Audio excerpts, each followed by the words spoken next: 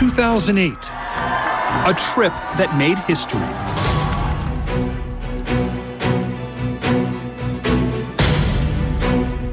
The new Pope's first visit to the United States. His first chance to directly address American Catholics about the sex abuse scandal enveloping their church. No words of mine could describe the pain and harm inflicted by such abuse.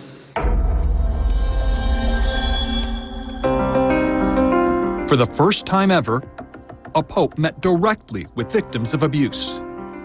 He became the first pope to apologize for the sex abuse crisis in his own voice. He became the first pope to issue an entire document devoted to the sex abuse crisis, and on and on. But behind the public apologies and historic meetings is a darker, more complicated story.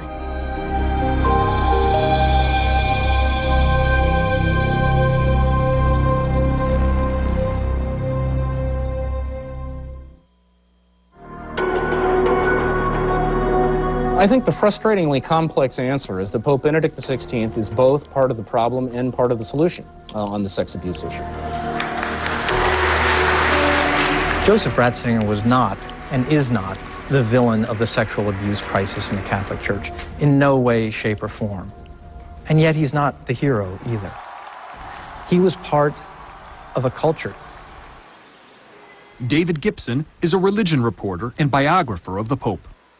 The power, the authority under the church's canon law was always in his hands to do something. But he always took the slower route. He always took the stalling tactic. That's something I think people still want him to answer for. Why? Why didn't he do more? For decades before he became Pope, Joseph Ratzinger was a high-ranking Vatican official who, more than anyone beside Pope John Paul, could have taken decisive action to stem the sexual abuse crisis. But critics say and documents show that Pope Benedict's history of dealing with sexual abuse was very troubling, part of a culture of foot-dragging, and perhaps obstruction.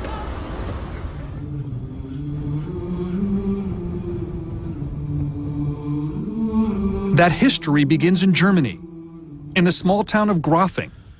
In 1986, the parish priest Peter Hullermann was convicted of sexually abusing children. But as shocking as the abuse itself was this: Hullermann had molested children before, and church officials knew it.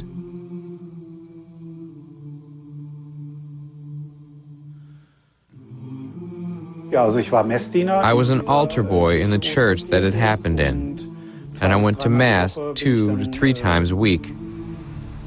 At this church in Essen, Germany, Wilfried Fesselmann says Hullermann abused him 7 years before he was arrested in Grafing.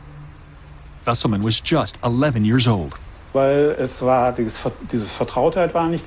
He gave me something to drink, and I had to drink it, and noticed that I started feeling weird. Then he took off his clothes, told me to take off mine. And then we touched each other, and I had to perform oral sex. Hullermann was transferred to Munich for therapy. His psychiatrist warned the church he should never be allowed to work with children again. But a few weeks after the transfer, Hullermann was placed in a new, unsuspecting parish. Who oversaw the transfer of a known child molester to the new church? The man known today as Pope Benedict, then known as Cardinal Joseph Ratzinger, the Archbishop of Munich. Munich should have suspended him in 1980. Mr. Ratzinger, or whoever, should have made sure he was no longer involved in the church, should have cut him off. This would have saved a lot of victims from him. The Vatican admits Cardinal Ratzinger approved Hullermann's transfer into his diocese in Munich, but says it was Ratzinger's deputy who placed the pedophile priest in a new parish, a decision the Vatican says Ratzinger was unaware of. Changes. Monsignor Charles Scicluna, the Vatican's prosecutor, worked with the Pope for years on sex abuse cases. He does. He loves When he sat down with me at the Vatican, it was his first ever television interview on the Pope's record. Now, we're talking about a big, huge diocese with a minimum of 1,000 priests. The Archbishop of Munich-Freising needs a delegate, and he would then delegate his decisions and the follow-up to other people. And that's totally understandable. But of those 1,000, I would bet you there are not that many sexual molesters. And it's probably pretty easy. That's right. And it's probably pretty easy to keep track of sexual molesters. And my question for you is, maybe it's possible that could Cardinal Ratzinger have done a better job keeping track of his sexual molesters? Knowing Cardinal Ratzinger, when he delegates something, then you feel that you are responsible. Now, it is very sad. It is very sad. Once you delegate things to people and they put you down, what do? You are frustrated. If Cardinal Ratzinger in Munich did not know about Father Peter Hullermann, he should have. That's one of the things that an archbishop does. You always know where your priests are. He wasn't minding the store. Hullermann was finally exposed in 2006. Not by the church, but by Wilfried Fesselman after undergoing therapy. I Googled him and immediately found his name and saw that he was working with kids again. I was totally shocked and astonished how this could happen. The Vatican says when Ratzinger moved on from his post in Munich, he also left the Hullermann problem behind.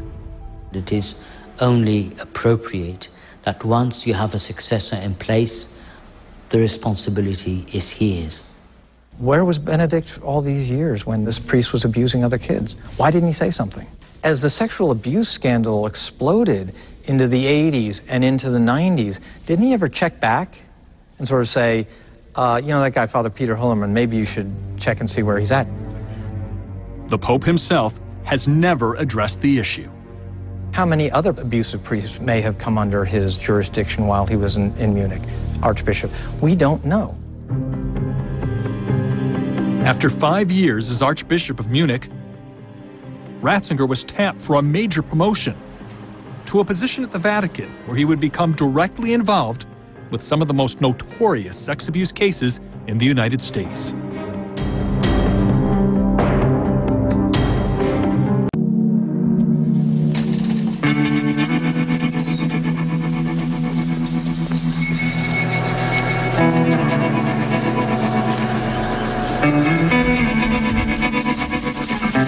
At a lakeside retreat in northern Wisconsin, Terry Kohut tries to escape his past. It isn't easy.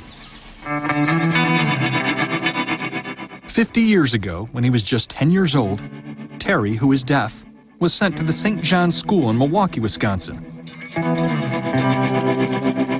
What happened there to Terry and up to 200 other deaf boys is now central to the sex abuse crisis in the Catholic Church.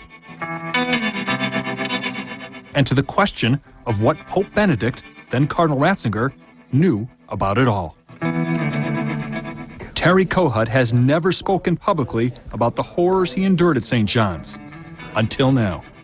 What did he do to you? And then it was that afternoon I went into his office, the door was closed, and Father Murphy said, take your pants down. Father Lawrence Murphy was the headmaster and priest at St. John's for more than 2 decades. He was a charismatic fundraiser and respected church leader. But Father Murphy has also been identified by dozens of deaf men who say he raped and sexually abused them as children for years.